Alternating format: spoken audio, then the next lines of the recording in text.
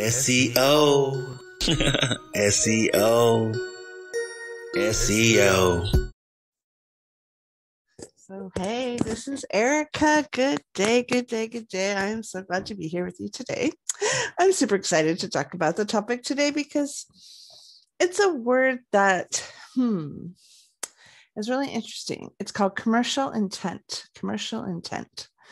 So, when we're working on SEO, some of what we want is just organic traffic. So we want people just to show up on our website, and then we want them to stay. So we want to give them lots of yummy nutrition to keep them there.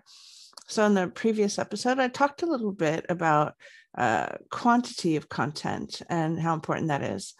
I talked about quantity, quality, and popularity. So on this episode, though, I want to talk about commercial intent because here's the thing. If you're trying to get people to come and you do a story and it brings them there, but the words that they typed in had no commercial intent, then they're not going to buy anything.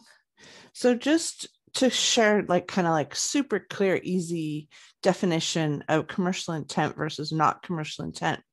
So if I type in an SUV with low mileage. So if I type in an SUV, a vehicle, car, a family car with low mileage, right? What's my intent? It's so obvious. I want to buy a car. So now I've got commercial intent. So the websites I'm going to see are going to help me get to that end, which is getting my SUV in my driveway. So now let's talk about just even the topic of SEO. If I type in SEO, do I want to buy something? It's not clear. So ranking for SEO might not sell my product of SEO services. So then you need to look at other things. So here's another example, happiness.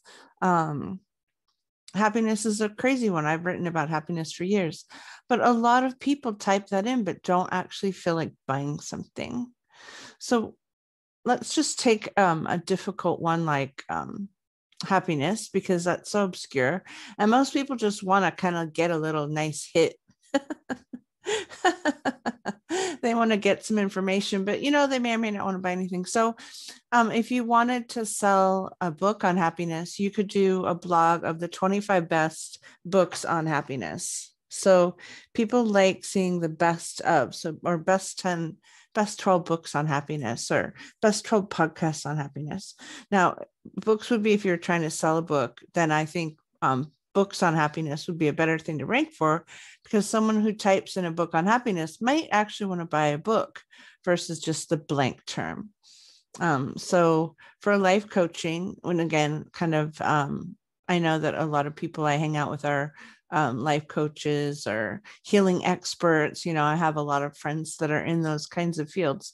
And so for those, it's really challenging. So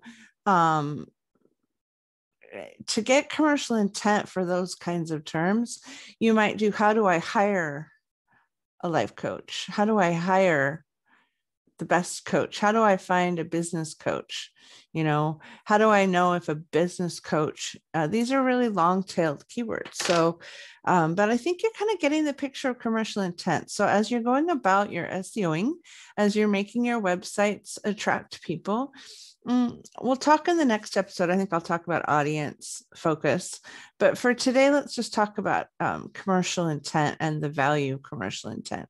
Sometimes to get commercial intent keywords on a not very commercial topic, then you're going to have to get creative and think about putting things in groups or teaching people how to buy something. So one site I worked on was called Twitch followers. And so we had a lot of keywords around that, but we actually ended up trying to do SEO around the term buy Twitch followers. So that would be a really good example of if you could just click on Twitch followers, you may or may not want to buy anything. But if you click on a guide to buying Twitch followers, a guide to buying SUVs, you're absolutely looking to spend money. So you want to just kind of do some focusing on what are words people type in if they want to buy my product or service, if they want to give my business, business.